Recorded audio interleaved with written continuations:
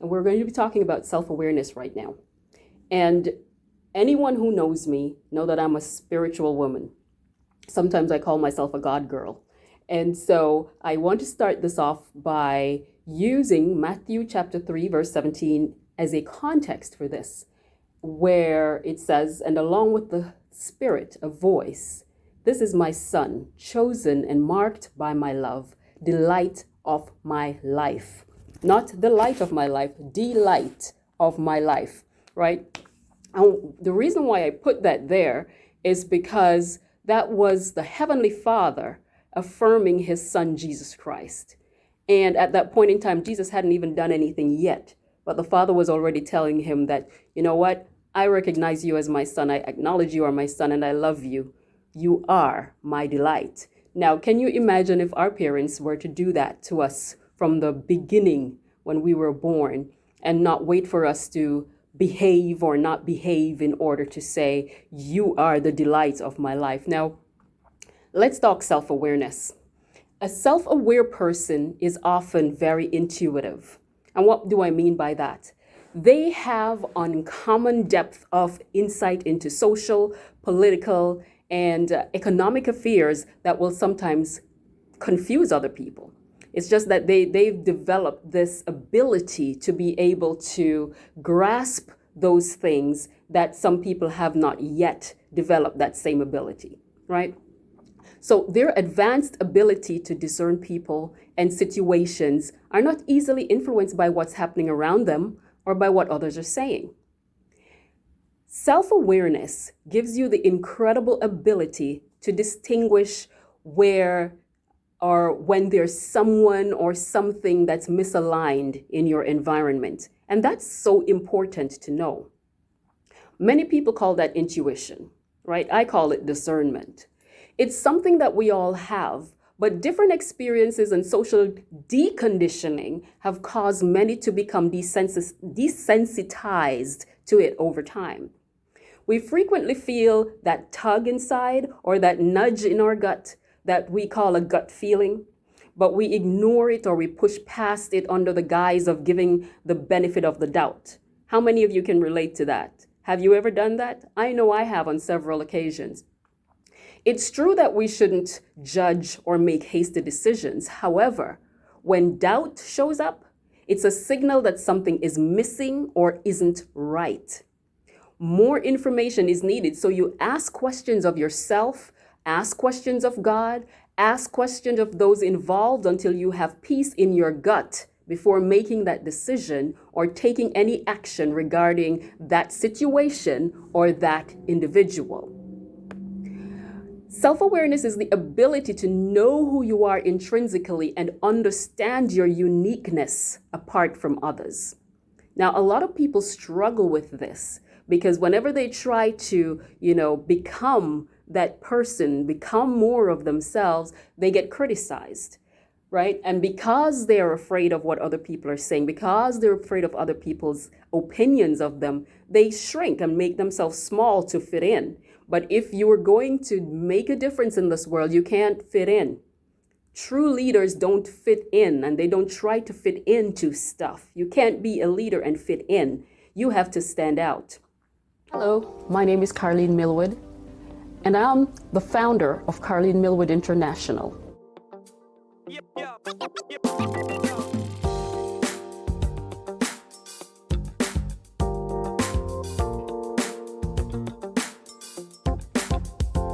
This course is titled Lead with Intention. Leaders are born in times of crisis. You become more intentional about your vision.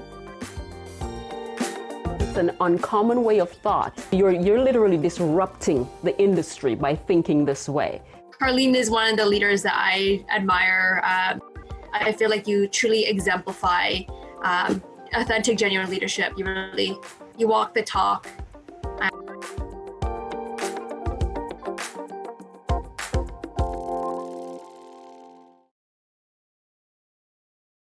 You have to understand your uniqueness apart from others. It's about understanding your character and feelings, your motives and your desires, what excites and ignites you, and what depresses or suppresses you.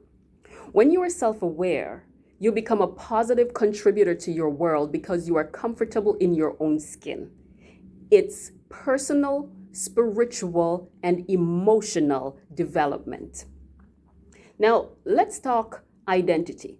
This is a basic concept that many people take for granted. One of the people that I love to listen to and I love to read her books a lot is Dr. Caroline Leaf. And something she said, it's a very simple thing, but it resonated with me so much. She says, when people pursue an identity apart from God, it leads to confusion. And listen, all you have to do is to look around you to see whether that's true or not. Do you think there's enough confusion in this world? Yes or yes, right? So when you know who you are, it helps you to make the right choices for yourself and your life. Knowing who you are, includes knowing your core values. I'm going to say that again for you. Knowing who you are includes knowing your core values, those deeply held beliefs that are non-negotiable. Your core values authentically describe your soul and undergird your purpose and destiny. We are designed with certain warning systems, or red flags for that matter, to know when things are out of alignment in our lives. These may manifest in the form of discomfort or uneasiness, but however they do, it is a signal that we are not flowing in our true you. What do I mean by that? When you're flowing in your true you feel when things are in alignment. You're flowing in what I call the love zone. You're loving yourself, and therefore you're making choices that are in alignment with your core values, in alignment with your beliefs, in alignment with your character, right? When you're feeling that discomfort and uneasiness, it means you're allowing something that's out of alignment in your environment, right? It could mean something else, but most of the times it means that you're allowing something that's out of alignment in your environment. So when you're feeling that discomfort, that uneasiness, it means that something is out of alignment. So pay attention to the uneasiness.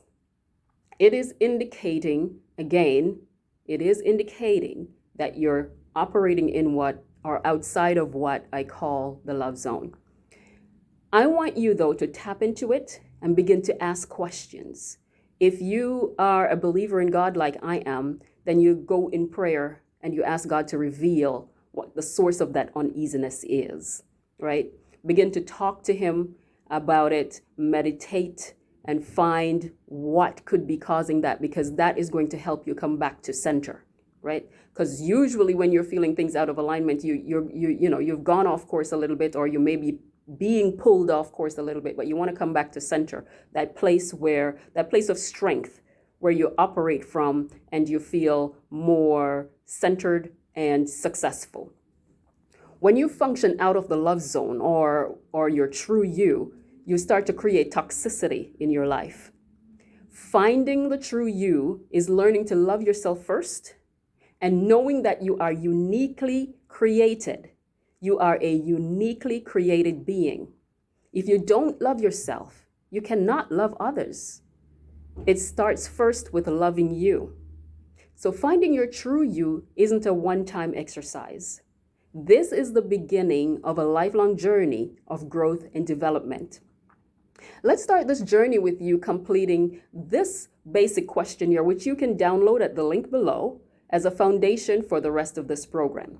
You'll find a lot of the questions there to be what you call rudimentary, basic, whatever, but I guarantee you will learn things about yourself that you never knew before.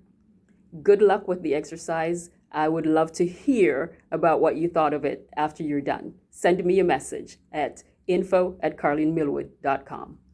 The KMI Institute, where cognitive evolution begins.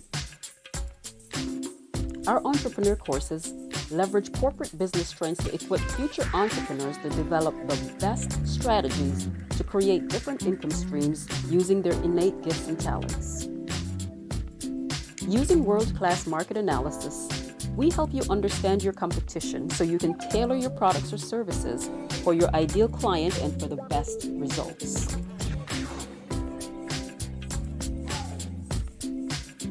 Our results-oriented mentorship program is facilitated by seasoned entrepreneurs and is second to none.